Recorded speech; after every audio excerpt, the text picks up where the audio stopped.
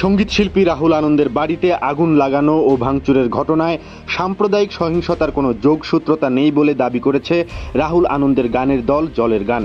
জলের গানের official Facebook পেজে এ তথ্য জানানো হয়েছে।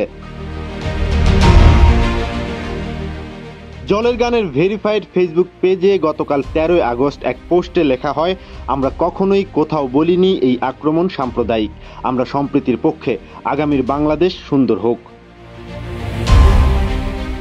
গত 5 আগস্ট ছাত্র জনতার রক্তক্ষয়ী এক অভ্যুত্থানে শেখ হাসিনার পদত্যাগের পর দেশ জুড়ে চলে ব্যাপক ভাঙচুর, নৈরাজ্য আর অগ্নিসংযোগ।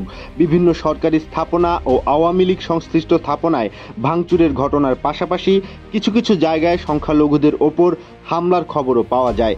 আগুন দেওয়া হয় ধানমন্ডি 32-এ বঙ্গবন্ধু স্মৃতি জাদুঘরেও। যমুনা রেফ্রিজারেটর, খাবার ফ্রেশ তো লাইফ জম্পেশ। বাংলাদেশের জনপ্রিয় গানের দল জলের গানের সঙ্গীতশিল্পী, অভিনয়শিল্পী, বাদ্যযন্ত্রী রাহুল আনন্দ ও তার স্ত্রী ফ্যাশন হাউস খুতের অন্যতম স্বত্বাধিকারী ও চিত্রশিল্পী উর্মিলা শুক্লার বাড়িটিও ধানমন্ডি 32-এ বঙ্গবন্ধু মিউজিয়ামের দেয়াল ঘেঁষা।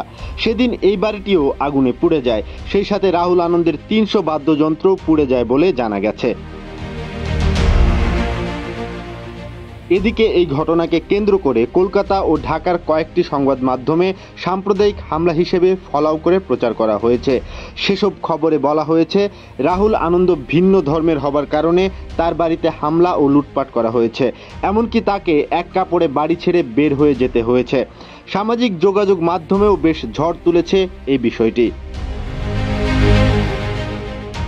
তবে জলের গানের ফেসবুক পেজে এই বিষয়ে বিস্তারিত জানানো হয়েছে। গত 9 আগস্ট ফ্যাশন হাউস খুতের অন্যতম স্বত্বাধিকারী ফারহানা হামিদ সামাজিক যোগাযোগ মাধ্যম ফেসবুকে একটি পোস্ট দিয়ে সেদিন সত্যিকার অর্থে কী ঘটেছিল তা তুলে ধরেন। সেই পোস্টটি জলের গানের পেজ থেকে শেয়ার করে লেখা হয়, প্লিজ লেখাটা পড়ুন ও সত্যটা জানুন, আমরাই গড়ব সাম্যের বাংলাদেশ।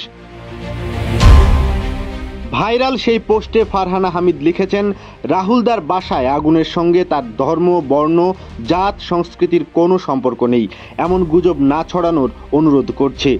তিনি তার পোস্টে জানান, ধানমন্ডি 32-এর বঙ্গবন্ধু মিউজিয়ামকে লক্ষ্য করে অগ্নিসংযোগ করেছে দুর্বৃত্তরা। রাহুল আনন্দের বাসাটা মিউজিয়ামের দেয়াল ঘেঁষা, পরে তার বাড়িতেও আগুন দেওয়া হয়েছে।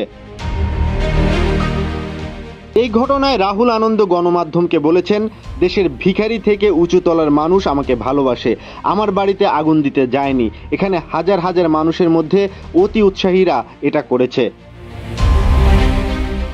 এই ঘটনায় রাহুল আনন্দের স্ত্রী উর্মিলা শুক্লাও ফেসবুকে পোস্ট দিয়েছেন।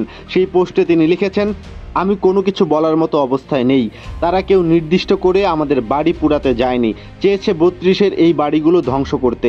আমাদের তো সব গেছে, মানসিকভাবে আমরা বিধ্বস্ত, আমাদের বাস্তবতা আশা করি সবাই বুঝবেন।